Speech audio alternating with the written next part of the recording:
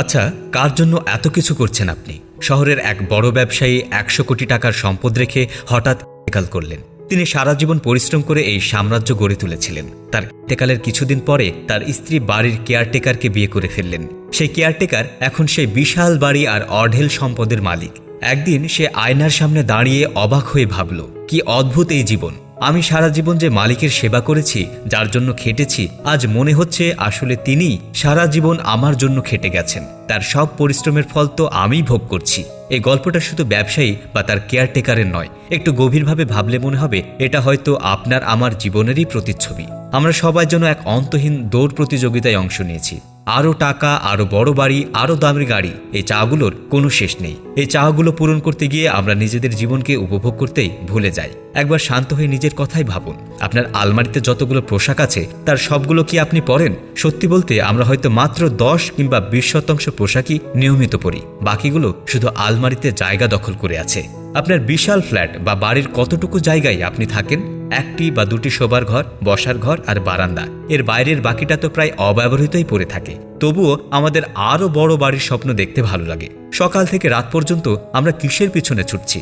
স্বাস্থ্য, ঘুম, পরিবারের সাথে কাটানো সুন্দর মুহূর্ত, বন্ধুদের সাথে আড্ডা, সবকিছু বিসর্জন দিয়ে আমরা শুধু টাকা উপার্জন করে চলেছি। আমরা ভাবি এ টাকা আমাদের ভবিষ্যৎ সুরক্ষিত করবে, আমাদের সন্তানদের জীবন সুন্দর করবে। কিন্তু আমরা কি একবারও ভেবে দেখেছি এই টাকার কতটুকু আমরা নিজেদের জন্য খরচ করতে পারবো? যে সম্পদ আপনি সযত্নে জমিয়ে রাখবেন, আপনি চলে যাবার পর যারা তা ভোগ করবে, তারা কি আপনার এই পরিশ্রমের কথা মনে রাখবে? জীবনের সবচেয়ে বড় পরিহাস এটাই। আমরা যাদের জন্য সবকিছু জমিয়ে রেখে যাই, তারা হয়তো বছরে একবারও আমাদের জন্য দোয়া বা প্রার্থনা করে না। তারা আমাদের ত্যাগের কথা ভুলে গিয়েই সেই সম্পদ নিজেদের মতো করে ভোগ করে।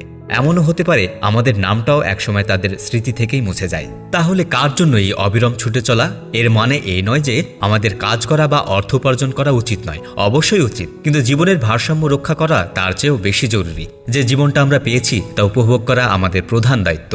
শুধু ভবিষ্যতের জন্য জমাতে গিয়ে বর্তমানকে হারিয়ে ফেলাটা বোকামি, কারণ আমরা কেউই জানি না আমাদের ভবিষ্যৎ কতদিনের। শুধু তাই অন্যের জন্য সম্পদ জমানোর কর্মচারী না হয়ে নিজের জীবনের মালিক হন। পরিবারের সাথে সময় কাটান, নিজের শখগুলো পূরণ করুন এবং জীবনের ছোট ছোট আনন্দগুলো উপভোগ করুন। কারণ দিন শেষে আমরা কি পরিমাণ সম্পদ রেখে গেলাম তা কেউ মনে রাখবে না, কিন্তু আমরা কেমন জীবনযাপন করেছি সেটাই আমাদের আসল পরিচয় হয়ে থাকবে। বন্ধুরা, ভিডিওটি যদি ভালো লেগে থাকে তাহলে একটি লাইক দিন, কমেন্টে আপনার মতামত জানাতে ভুলবেন না। দেখা হবে পরের ভিডিওতে। ততক্ষণ ভালো থাকুন, সুস্থ থাকুন। ধন্যবাদ।